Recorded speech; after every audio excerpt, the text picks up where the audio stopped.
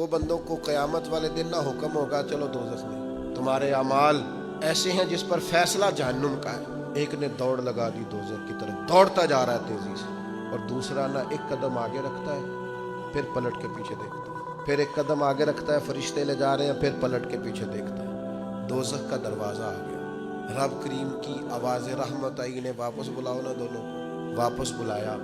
سارا کچھ جاننے والا رب پوچھتا ہے وہ جو دوڑ کے گیا تھا، اسے پوچھتا ہے دوڑ کے کیوں گیا تھا؟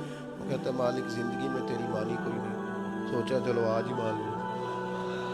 اللہ کی رحمت کو جوش آیا، فرمایا اسے تو بھیجو نا جنت میں، چلو اس وقت اس اطاعت کا جذبہ تو بیدار ہوا نا۔ دوسرے سے پوچھا بھائی تو کیوں نہیں جا رہا تھا؟ وہ کہنے لگا مالک میری ساری زندگی امید رہی ہے کہ میرے رب نے معاف کر دینا، معافی مل جانی ہے، کرم ہو جانا ہے، فضل ہی ہونا۔ مالک دوزخ کا دروازہ آ گیا پر میری امید ٹوٹی نہیں، میری قائم رہی، اور جب تیری آواز رحمت آئی نا کہ آ جا،